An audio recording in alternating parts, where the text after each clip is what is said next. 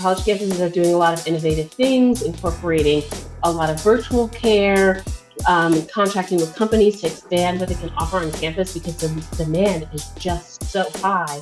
And so for a lot of students, they may have been anywhere from late middle school to early high school during the pandemic, a time where they were at home, they were isolated, they weren't with their peers, and a lot of students were depressed during that time. Now, there's an exception for students who have anxiety and social anxiety.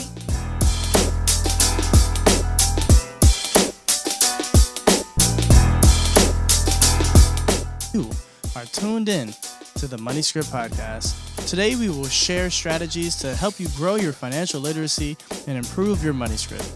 I'll be back with some important announcements. Until then, enjoy the show.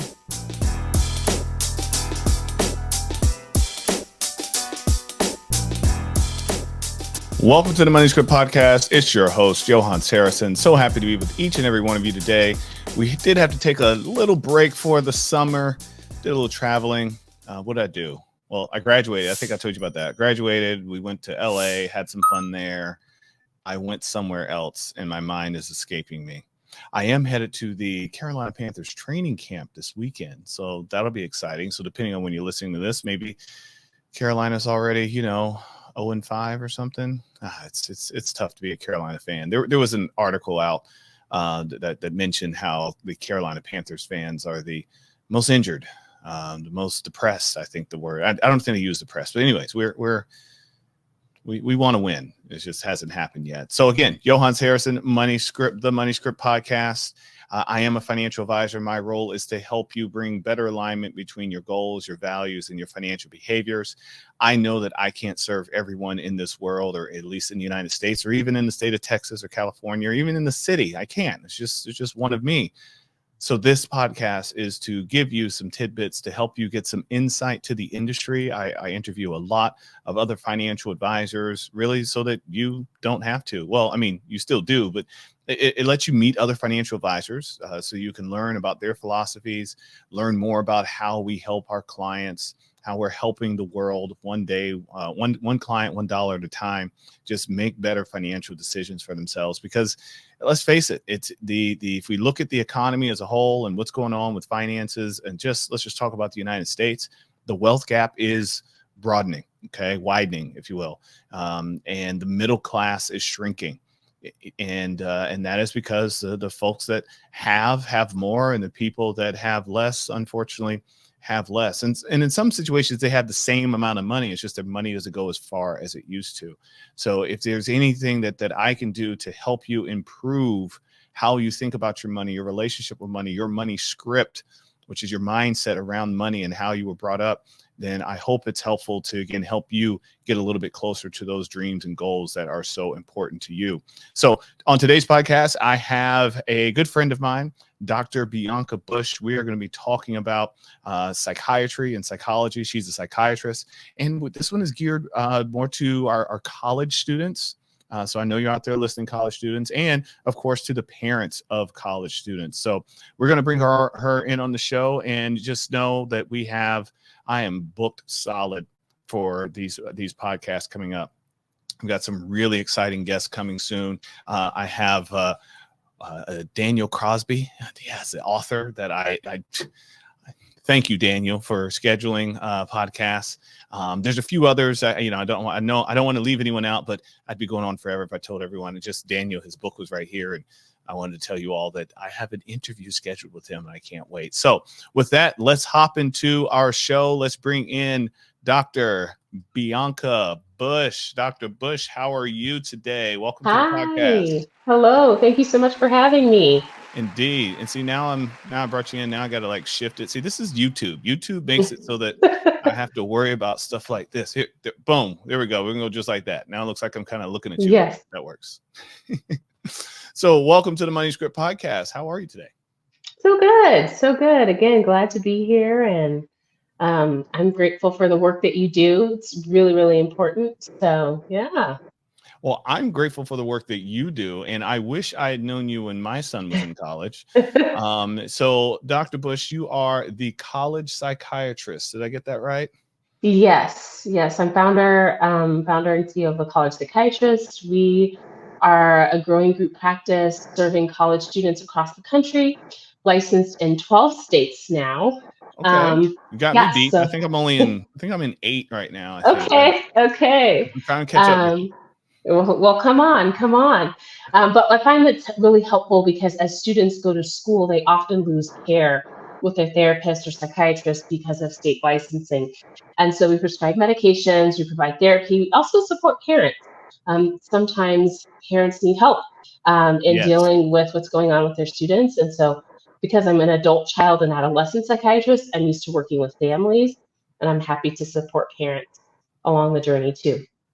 So out of curiosity, how did you arrive at college psychiatry? I mean, what made you determine that was your target group to focus on? I started my practice in 2020 while I was a fellow, actually, second year fellow in child and adolescent psychiatry. And I started just seeing adults. And then as I continued on in the practice, I noticed I was seeing more college students. And because I have licenses in multiple states, I could serve them well. And it's fun. It's fun to be with young people as they're in college and they're growing. And so, I found like, okay, this is a group I like to see. They're available during the day when I'm available. And then again, as a child and adolescent psychiatrist, sometimes adult psychiatrists are like, okay, the patient is 18, not going to talk to the parents. They're on their own. But I kind of have a different approach. In a developmentally appropriate way, I engage parents in the care. And so, that's not very easy to navigate, but we do it all the time as child and adolescent psychiatrists. So requires like making sure we keep things confidential for the student, but then also advising the parent on sort of what to do. So it's like a unique skill set, unique licensing situation, and it's fun. It's just a lot of fun. Well, yes, working with youth is fun. I share that passion with you. I provide financial literacy to college students. So if you are a college and you are listening, if you're a professor or you're in administration and you want to bring financial literacy to your campus, holla at me. Let's make it happen. I mean, let's think about it. We are trying to prepare our youth for the real life. And part of that real life is getting a job. Part of that getting a job means you're going to make money, and making money, you have to make a living and live that living. So there's mortgages and rents and, this crazy thing called taxes. And we do a poor job of preparing our students for the real world when it comes to their finances. So colleges, I know on the high school level, it takes a lot of people to make decisions and boards and all that other fun stuff. But at the college level, colleges, you can decide to do this.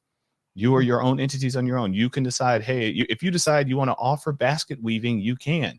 You can also decide to offer financial literacy. Stepping off soapbox now. So Dr. Busch, don't let me gaslight this issue at all, but correct me if I'm wrong. We do have a bit of or I've read about this, that we have a bit of maybe an epidemic when it comes to our youth, especially in those that are transitioning from high school to college.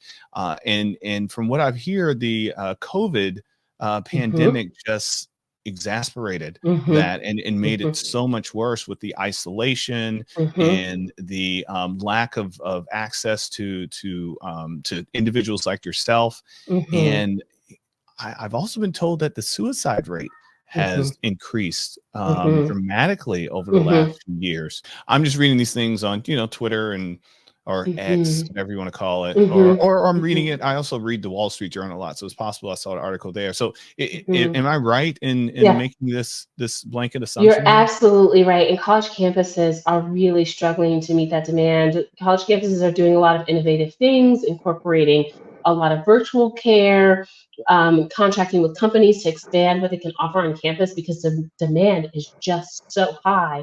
And so for a lot of students, they may have been anywhere from late middle school to early high school during the pandemic, a time where they were at home, they were isolated, they weren't with their peers. And a lot of students were depressed during that time. Now, there's an exception for students who have anxiety and social anxiety. They actually did very well during the pandemic. Because, it's like, I don't want anybody to bother me anyways. I am an introvert. Exactly. I will cover my face up too. Don't even want you to see me. Yes. Right. Yeah. So, but for students who are more social, they really struggle during that time. And so now they're in college and maybe they had some academic setbacks when they were in high school or middle school that's impacted where they've gotten into college or how prepared they are for college. And then there's also just the socialization piece where they're sort of trying to catch up because it's a really important developmental stage when you are early to late adolescence and figuring out who you are, how you connect with other people, the friends that you make. Some of our students really missed out on that stage, and so they're trying to catch up. So all of that plays a role. We see that 1 in 4 college students endorse having significant mental health symptoms. And it varies, that statistic varies based on the mental health condition, anxiety versus depression, and those kinds of things.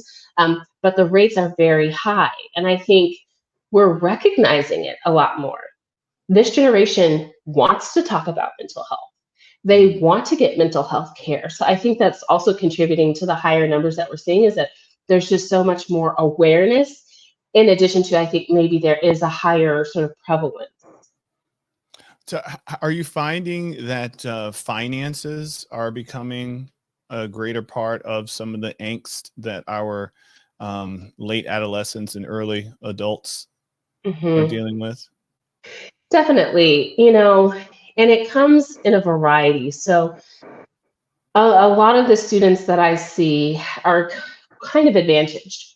But here's where it comes into play. I think that having financial literacy available during college would be so huge. I wish I had it.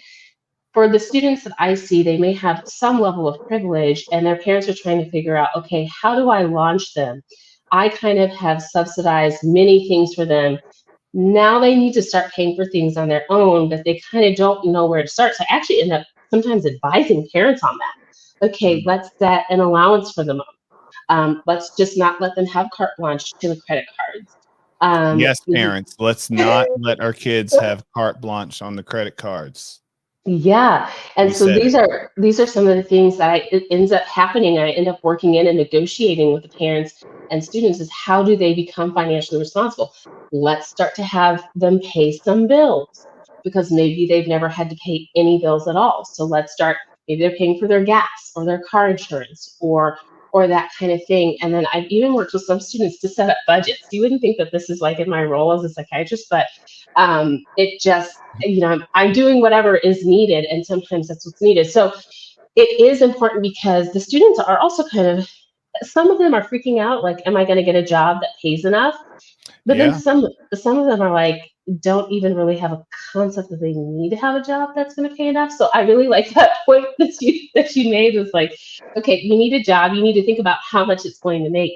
And some of the students I talk to have no concept of like how much an apartment will cost to rent or the associated utilities. So I'm kind of with a specific set of young people, and just from outside of my practice experience and talking to other young people, students are really trying to make sure they have enough scholarships to make it through, right? And then wanting to pick a job that's going to pay them well, a career that's going to pay them well. We're going to talk about that. People who are applying to professional schools, like the things that they have to keep in mind when they're applying to pay for standardized tests or tutoring and those kinds of things. So money is huge. And if there's a lack of it, it can leave people feeling really stressed and depressed, which doesn't allow them to reach their full academic potential. So that's really how I sort of see money, mental health, and academics interplaying with each other. Yeah. Yeah, no, I come across it often when I go to the colleges and universities and speak with students, and where I spend a lot of time, as some of you know that are listening, is with the students that are transitioning from undergrad to medical school to residency, and then residency to working in the real world. And you're right. A lot of times, I mean, the average residency is only paying between $45,000 and $70,000 a year. And if you're in one of the coastal New England area, the New York and New Jersey and Massachusetts, or if you're in California, that's not a living wage. for the amount of stress that you have. And some of those individuals in residency have $300,000, $400,000, $500,000 worth of student loans, don't know how to navigate the student loan landscape. And Mhm. so that can be an added stressor. And I Mhm. come across it often when I talk to those individuals about disability insurance and life insurance, and I have to Mhm. ask them about their medical history. And they start Mhm. mentioning some of the psychiatric drugs that they Mhm. had to take due to Mhm. their anxiety, due to their depression. Yeah. And unfortunately, that can affect your ability to get approved for life insurance. Yes. It doesn't Yes. always kick you out, but it does keep you from the lower rates that are available Yeah. to those that didn't have it. And a lot of times that stress has come from, as you mentioned, the transition period that they go Mhm. through. And I've even dealt with it with students that are considered to be more well off from a more Mm. affluent household, but it's Mhm. that responsibility. If they never got the training Mhm. Mhm. of the financial literacy, Mhm. the weight of that Mhm. responsibility that they have to take on these things now. Or or maybe their parents helped them through undergrad, but now they need to Mhm. borrow for medical school, and they're like, "Wait, I need Mhm. $140,000." Yes, Mhm. that's you chose Columbia. That's the cost. You got to write that Yeah. check. It's got to come from somewhere. So this is why I'm Mhm. incredibly appreciative of the work that you're doing, and I love you sent Mhm. me an email not too long ago that you want to help teach Mhm. other Mhm. psychiatrists how to do Mhm. this as well. And I think Right. it's similar to what I'm doing with other financial advisors. I'm Mhm. like, look, we got to get into the colleges and teach people financial literacy. The Mhm. college isn't doing it. We have to Mhm. do it. It has to be one of those Mhm. public private relationships. Mhm. Mhm. I want to shift gears a little bit because your husband, Mhm. sports fanatic, um, Mhm. a big fan of, I believe it's the Minnesota Timberwolves, I believe they call themselves. That lost to the Dallas Mavericks. I Yes. know he's going to hear Yes. this, so I wanted to say that just for him. Oh, brother. And then I believe he went and burned all of his Timberwolves gear and went and bought Mavericks gear. So welcome to the bandwagon. Talk to you. So he and I exchanged a conversation about an article that was written in 15 years ago. And it was Mm. in Sports Illustrated, got a lot of press. It was about why do athletes go broke? Mhm. And the article was why do athletes still go broke? Mhm. And he speaks a lot about the psychology of being an athlete, how Mhm. you're always viewed as the best of the best, and you have to be the best of the best. I mean, that's how you get to the professional level, and because of that, they're less likely to raise their hand and ask for help. And Mm. so when they go from making no money to making a lot of money, Mhm. going from borrowing money from their parents or Mhm. friends, whatever, just to eat every week to all of a sudden getting Mhm. paychecks of 30, 40, 50, or hundreds of thousands of dollars a Mhm. week.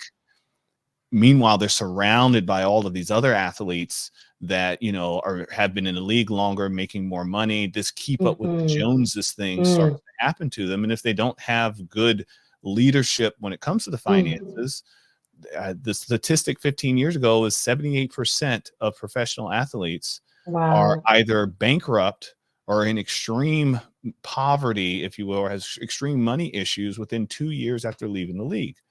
And the Wow. reason I bring this up for you, and this is a conversation I want to have with you, is that we had this new law that passed to Mhm. pay our college athletes. Yes. And I'm afraid that's just going to make the problem worse. You think so? Hmm.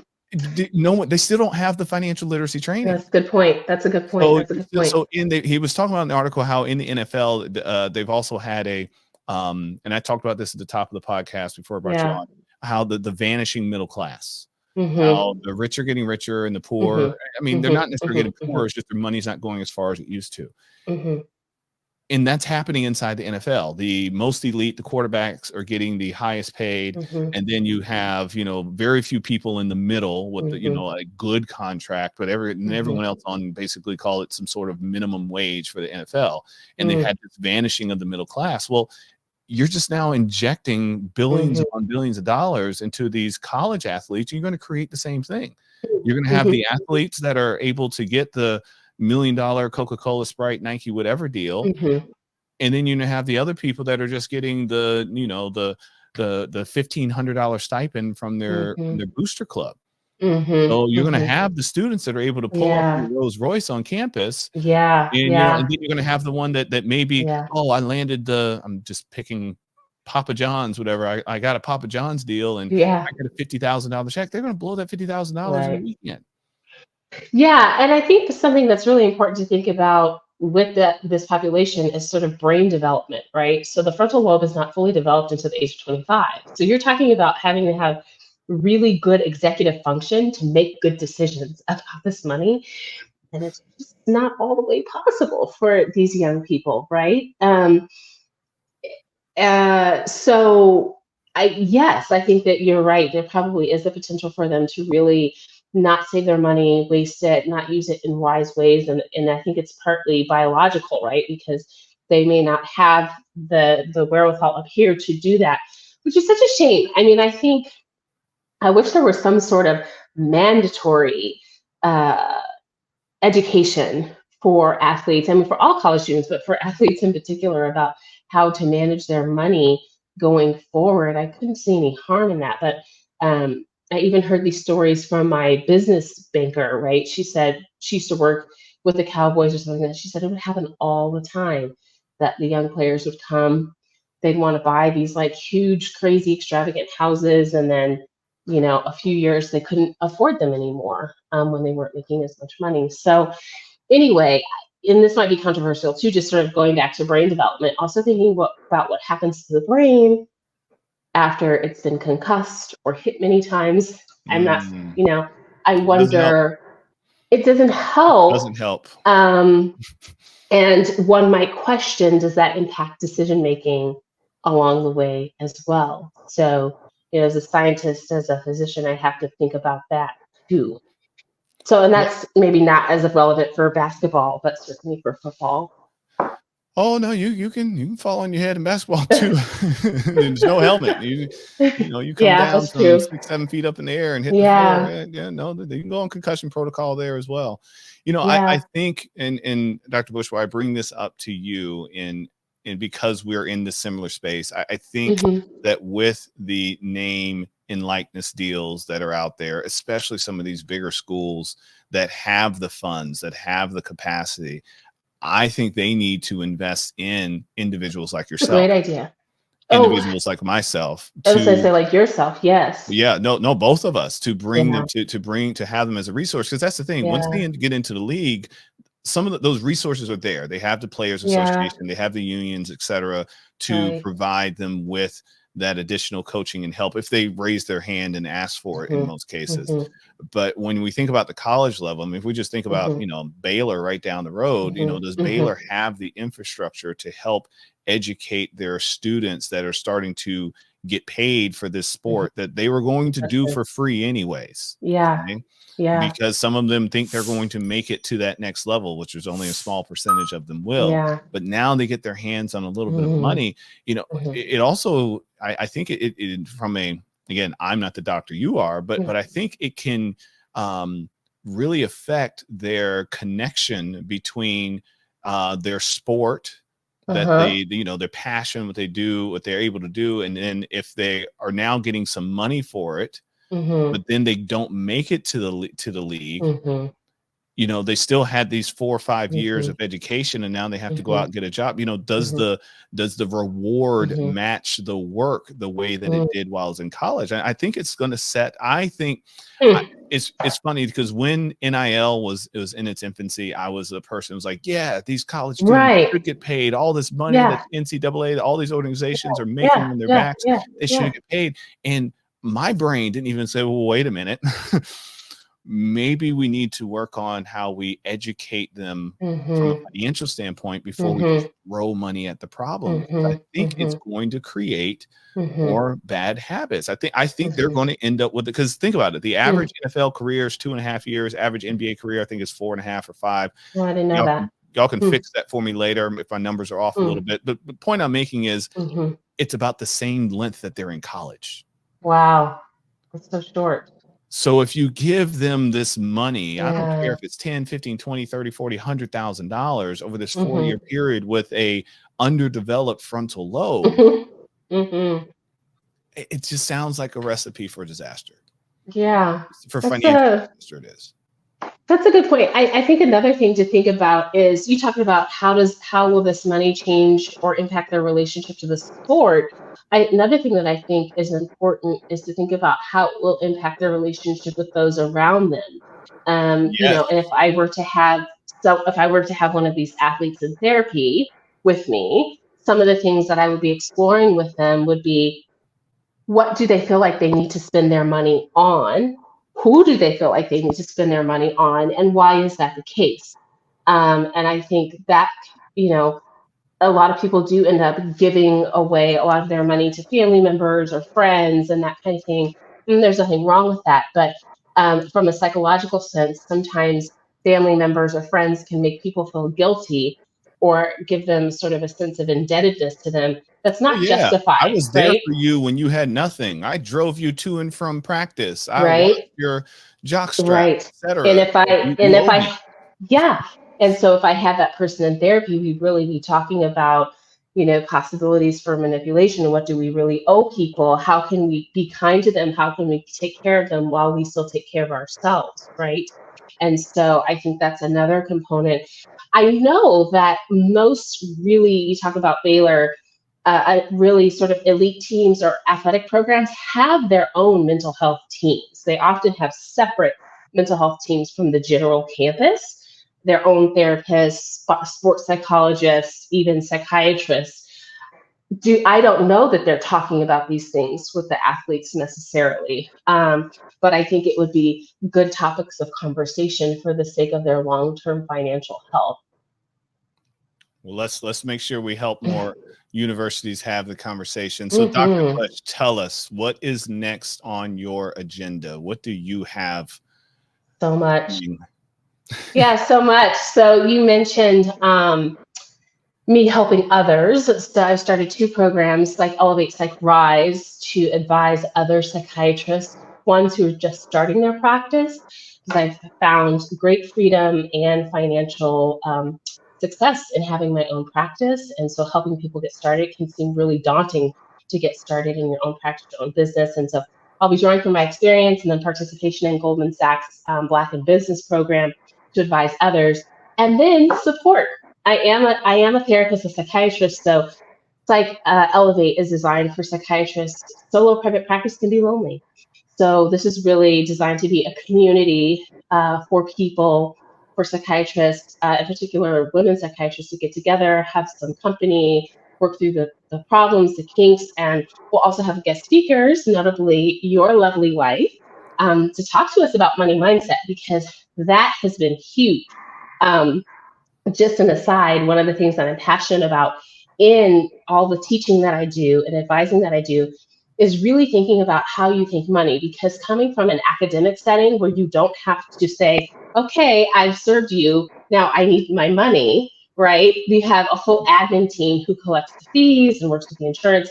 It's a big transition to then do that. Say, okay, my fee is this. If you're out of network, if you're dealing with insurance companies, you still will have some of that, but it takes a lot to be able to say what those fees are confidently and all that kind of stuff. So anyway, that's Psych Rise and Psych Elevate. And then we will be working with another thing that I'm really passionate about is test anxiety. And so we have a one-on-one program. I've helped a lot of physicians, medical students really overcome test anxiety, because the exams, they are always ongoing. And so we have a one-on-one program working on a book, an ebook, and then we'll also have a self-guided program that people can access. So that's coming up in the next couple of months. And what else? We always have our coping kit, which is fantastic for students, a gift for students as they're going to school in the fall. Over 10 mental health focused items. It's not just your candy, junk food kind of, care package. This one really has purpose. And if you do have a student who could use some mental health supports, it's fantastic. So you can find that on the website or on Etsy. We will put links in our show notes, as we always do.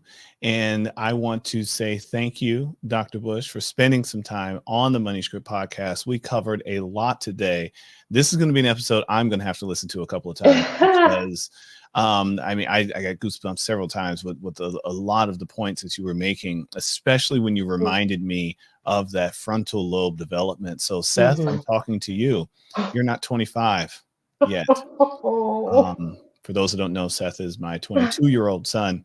who's still working on the frontal lobe development. However, he did make it through college during COVID. Yes. He Yes, he did. did. He did. Congratulations, Seth. Yes, congratulations. Yeah. We are very proud of you. Check out his video. He's been doing some short form videos. So Okay. I'll put a link to one of his videos. He's done a lot of that, and he's being consistent. And I am proud of you, Seth. So, Dr. Busch, again, thank you so much for spending some time on the Money Script podcast. I want everyone to remember that you are not alone. Okay. Mm-hmm. There are resources out there. Sometimes we have to have the courage to raise our own hand, but sometimes we also have to have the courage to raise the hand of someone else. You know, if you know someone that is struggling and needs some help, know that, especially if they're a college student, we'll have all Dr. Busch's information in our show notes, but look into those resources so that you can let people know that they are not alone and they can get some assistance to get through some of these tough times. And huge shout out to our, to the youngins, as I like to call them these days, the youngins that are taking mental health more seriously. I wish that I did when I was your age. So I'm glad that you are. Know that there are lots of other resources out there for you, and we want to be able to point you in that right direction. So until next time, remember to tell a friend, to tell a friend, to tell a friend. Oh, one last thing I almost forgot. Thank you, listeners. I just happened to log into Apple the other day on the podcast, and it was 5 stars all over the place. Thank y'all. Yes. I was like, what y'all like the show. There was one of you, I don't know who you are, that just gave us 1 star. I want you to know that we're still at 4.9. Your 1 star ain't hurting me. It's fine. I mean, you didn't have to give it 1 star. You just stop listening or listen to something else. But I guess that's just what you had to do today. You didn't even leave a comment, just 1 star. You know what? Anyways, I got a star for you. So with that, we will see you next time on the Money Script podcast. Everybody take care.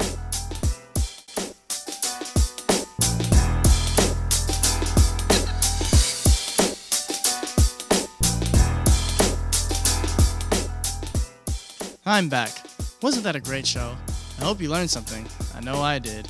Now, before you go trying anything you heard today, remember, it is not intended to be specific tax or legal advice.